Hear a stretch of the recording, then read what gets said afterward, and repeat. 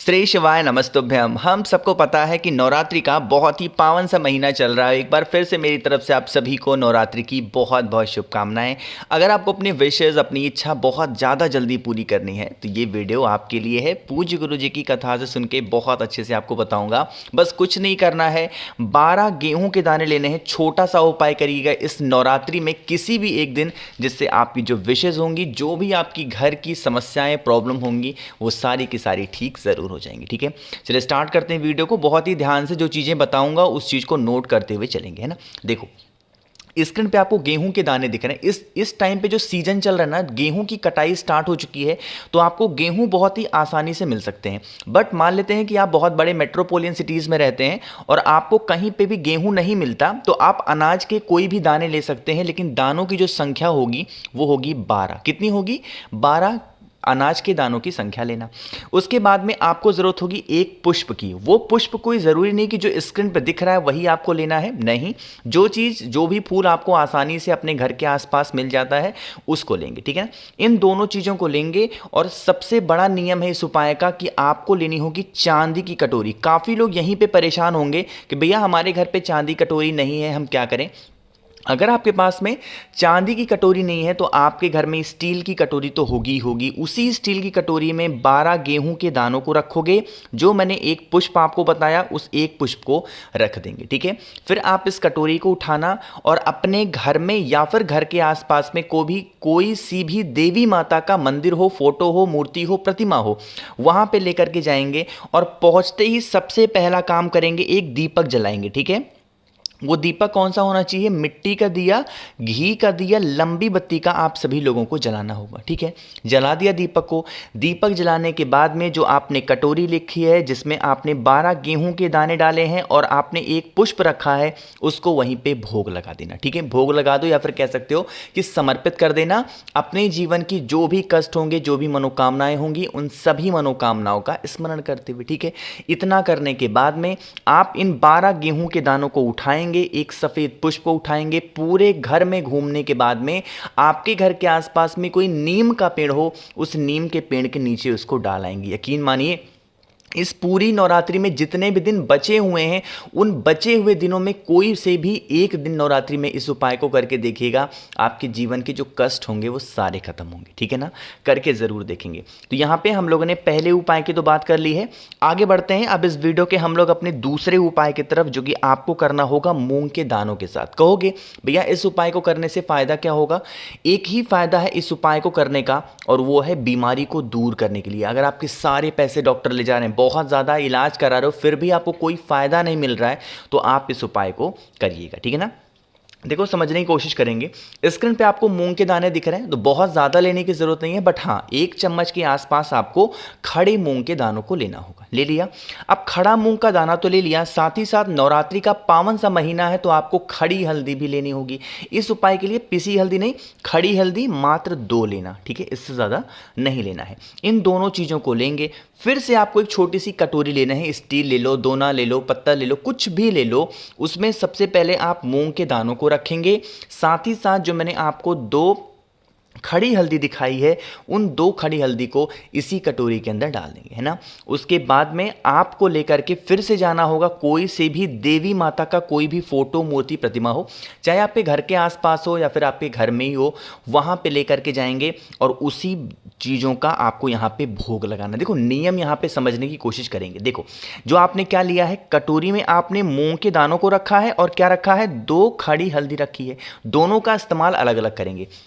जब आप उस इंसान का नाम और गोत्र माता के सामने बोल करके प्रार्थना कर चुके, उसके बाद में इस कटोरी को उठाएंगे। जो मूंग के दाने होंगे ना, मूंग के दानों को लेके जाएंगे, पीपल पेड़ के नीचे छोड़ेंगे। कहाँ पे डालोगे? पीपल पेड़ के नीचे डालेंगे। और बाकी की जो बची हुई खड़ी हल्दी है, उस खड़ी हल्दी को आपके घर के आसपास में कोई भी नीम का पेड़ हो तो वहाँ पे आपको समर्पित करना है। ठीक है, करके देखिएगा इस दूसरे उपाय को, जिससे आपके घर के जो भी इंसान बहुत दिनों से बीमार पड़े हुए हैं, उनके सारे पैसे डॉक्टर ले जा रहे हैं, तो वो ठीक उनकी बीमारियां ज़रूर हो जाएंगी। ठीक है, करिएगा ज़रूर। तो 2 उपाय की हमने बात कर ली है। आगे बढ़ते हैं अब इस वीडियो के हम लोग अपने तीसरे उपाय की तरफ। लेकिन ये उपाय मैं आपको तब बताऊंगा जब आप दोगी मेरी फीस, और फीस होगी कि आपको करना है वीडियो को शेयर। जितने भी भाई बहन मेरी आवाज़ पहली बार सुन रहे हैं, चैनल को सब्सक्राइब करिएगा, वीडियो को लाइक सभी को करना है, ठीक है। चलो समझने की कोशिश करते हैं इस तीसरे उपाय को। थोड़ा सा जल्दी जल्दी बताने की कोशिश कर रहा हूँ, तो सुनिएगा। देखो, सबसे पहले बता दूं, इस उपाय को करने से आपको बेनिफिट क्या होने वाला है, फायदा क्या होने वाला है। इस उपाय को करने से आपके जीवन के जो कष्ट होंगे ना, अनचाहे कष्ट होंगे, ठीक है, वो सारे के सारे दूर होंगे। अब कष्ट कोई सा भी हो सकता है, हर परिवार के पास अपने अलग कष्ट हैं, ठीक है। कोई अपने परिवार को लेके कष्ट में है, किसी के यहाँ लड़ाई झगड़े बहुत होते हैं, किसी के यहाँ धन को लेके समस्या है, किसी के यहाँ मनोकामना पूरी नहीं हो रही, ऐसे कष्ट हैं। आपको लेना होगा एक पान का पत्ता, ठीक है। पान का पत्ता मैं जब भी बताता हूं आपको एक नियम समझाता हूं। पान के पत्ते का नीचे का जो पोर्शन होगा, उसकी जो कह सकते हो टिप आगे का पोर्शन है, उसको तोड़ देंगे, और पान के पत्ते की जो ठूठ होती है, डंडी होती है, उसको भी तोड़ देंगे, ठीक है ना। खड़ा पान का पत्ता कभी इस्तेमाल नहीं करते, ठीक है। इतना काम कर लिया। अब आपके पास में सिंदूर होना चाहिए, या फिर रोली ले लो, चंदन ले सकते हो। उसी सिंदूर, रोली, चंदन से पान के पत्ते पे आपको इस तरीके से कुछ एक स्वस्तिक का निर्माण करना, ठीक है।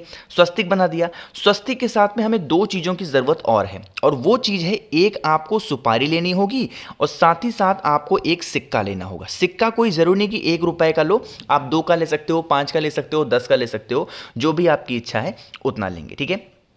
इतना करने के बाद में इन दोनों चीज़ों को इसी स्वस्तिक के ऊपर रख देंगे, और उसके बाद में इस पान के पत्ते को उठाएंगे, देवी माता के चरणों में ले जा करके आपको उस पान के पत्ते को समर्पित करना। अपने जो भी कष्ट होंगे उस कष्टों को कह देंगे। फिर आप उसी पान के पत्ते को उठाएंगे और नीम पेड़ के नीचे लेकर जाएंगे, और फिर उस पान के पत्ते को सिक्के के साथ में, सुपारी के साथ में, माता का स्मरण करते हुए, परिवार का नाम और गोत्र बोलते हुए, जो भी कष्ट आपके जीवन में चल रहे हैं उस कष्टों का स्मरण करते हुए वहां पे समर्पित करना। अच्छा, आप लोग ये सोच रहे हो कि मैं कोई भी चीज बता रहा हूं तो नीम पेड़ का इस्तेमाल हमेशा कर रहा हूं। आपको पता है इसके पीछे का रीजन क्या है, कि जब भी कोई नवरात्रि आती है तो जो माता का वास 9 दिन तक माना जाता है, वो नीम पेड़ के नीचे ही माना जाता है। इसीलिए आप देखोगे, अपने गांव में चले जाओ, शहरों में चले जाओ, जहां पे भी नीम का पेड़ होगा वहां लोग पूजन अर्चना जरूर करते हैं। इसके पीछे का कारण है कि नवरात्रि में 9 दिनों तक माँ जगत जननी जगदम्बा का वास नीम पेड़ के नीचे होता है, ठीक है। करके देखिएगा इस उपाय को, आपकी फैमिली के जो कष्ट होंगे वो सारे कष्ट दूर जरूर होंगे, ठीक है। चलो, अब यहां पर अब हम लोग बात करने जा रहे हैं इस वीडियो के सबसे छोटे और अपने आखिरी उपाय की तरफ। और ये आखिरी उपाय होगा, अगर आप पे घर में धन को लेकर समस्याएं हैं, मां लक्ष्मी का वास नहीं हो रहा है, या फिर आप पे घर में कोई भी इंसान क्रोध करने वाला है, गुस्सा करने वाला है, उसका गुस्सा ही शांत नहीं हो पा रहा है, तो आप इस उपाय को करेंगे, ठीक है। देखो, मुझे पूरी उम्मीद है कि हम सभी लोगों के घरों में माता तुलसी का कोई ना कोई पौधा ज़रूर होगा, चाहे बहुत सारे लोगों ने गमले में लगा रखा है या फिर ज़मीन में होगा ज़रूर। आपको क्या करना है, लेना होगा 2 चीज़ों को। एक तो आपको पिसी हल्दी लेनी है, बहुत छोटी सी, मतलब छोटी मतलब बहुत थोड़ी सी, बहुत ज़्यादा लेने की ज़रूरत नहीं है, तो आपको पिसी हल्दी लेनी है। साथ ही साथ आपको एक कमल गट्टे की भी ज़रूरत यहाँ पर पड़ने वाली, ठीक है। बस इन दोनों सामान को लेंगे, और आपको क्या करना है, कल के दिन नवरात्रि में आपको माता तुलसी के पौधे में 1 चुटकी तो पहले आपको डाल देना होगा हल्दी को, ठीक है। जब हल्दी को डालोगे तो ओम नमो भगवते वासुदेवाय का स्मरण करते हुए हल्दी डालेंगे, ठीक है।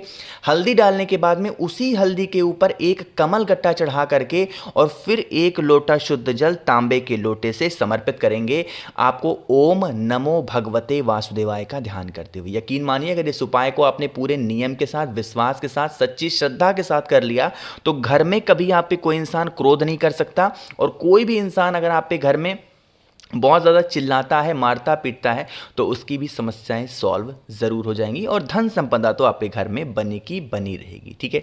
कोशिश की मैंने आप सभी लोगों को बहुत ही अच्छा समझाने की। तो अगर आप लोग में से किसी को भी मुझसे फ़ोन पे बातें करनी है, मैसेज पे बातें करनी है, तो आप हमें इंस्टाग्राम या फेसबुक पे फॉलो कर सकते हैं। उसके लिए आपको सर्च करना होगा द नेचुरल प्लैनेट 108। वहाँ पर हम लोग बहुत सारी बातें करेंगे। बाकी जितने भी भाई बहन इस आवाज़ को पहली बार सुन रहे हैं, चैनल को सब्सक्राइब करिएगा, वीडियो को लाइक सभी को करना है। और हाँ, एक छोटी सी बात आप सबसे और कहना चाहूंगा कि आपको कुछ पूछना रहा करे या ना रहा करे, लेकिन कोई ना कोई महादेव का नाम नीचे कमेंट सेक्शन में जरूर लिखा करिए। श्री शिवाय नमस्तुभ्यम।